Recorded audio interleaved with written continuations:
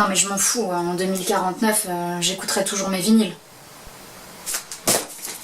Bonjour à tous et bonjour à toi qui habite peut-être Cailloux-sur-Fontaine dans le Rhône. Bienvenue dans cette nouvelle vidéo où je vais te parler du film Blade Runner 2049 qui sort ce mercredi, là, tout de suite, maintenant, ce mercredi, et qui est avec Ryan Gosling, Harrison Ford et aussi Jared Leto. Alors ce Blade Runner 2049, pour ceux qui ne le savent peut-être pas, c'est la suite d'un autre film qui s'appelle Blade Runner, tout simplement. Le film de le film de Ridley Scott qui est sorti, il me semble, en 1982 et que je n'ai évidemment pas vu. Alors je vais tenter de vous raconter l'histoire, mais avant ça, s'il vous plaît, munissez-vous d'une boîte de Doliprane. Alors l'histoire, elle se passe donc en 2049, comme son nom l'indique.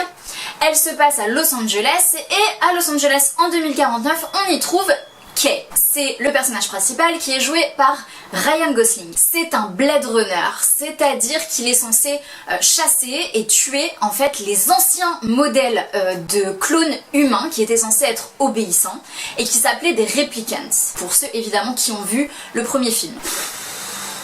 Donc lors d'une de ces tracks, Kay va tomber sur un très gros secret qui peut mettre en péril la société entière. Ce secret, il va l'emmener jusqu'à un ancien Blade Runner qui s'appelle Rick Deckard, qui est joué par Harrison Ford et qui a disparu depuis 30 ans. Je m'arrête là parce que je ne peux pas vous en dire plus, sinon je vous spoil le film. Donc je me tais et je vous laisse regarder.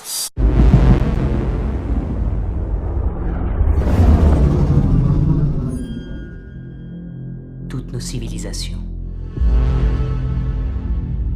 se construisent sur le dos de travailleurs corvéables à merci. Je ne peux en produire qu'en quantité limitée. Chut. Joyeux anniversaire.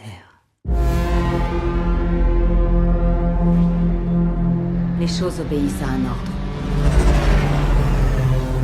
Voilà ce que nous faisons ici.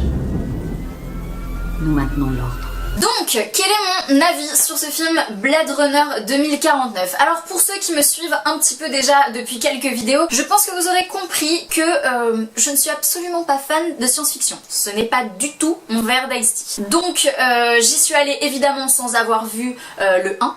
Donc j'ai essayé de récupérer un petit peu les éléments de l'histoire et clairement j'ai pas été emballé.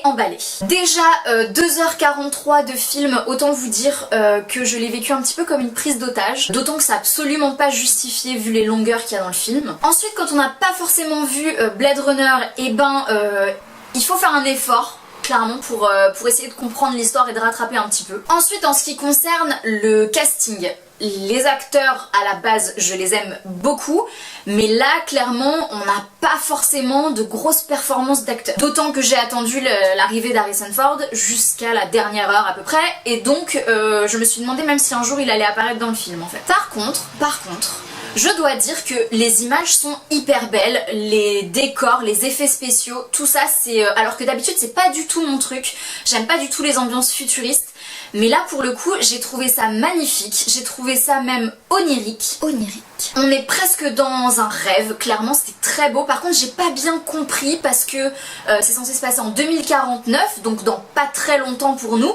Mais par contre, putain, si la vie c'est comme ça en 2049, waouh! J'ai trouvé ça très ambitieux de faire ce décor-là pour un 2049. Voilà, donc si tu ne sais pas quoi faire demain, tu peux aller voir Blade Runner 2049, ça sort là, ce mercredi. Et c'est toujours mieux que de rêver de Matt Pokora en train de faire une tarte au citron.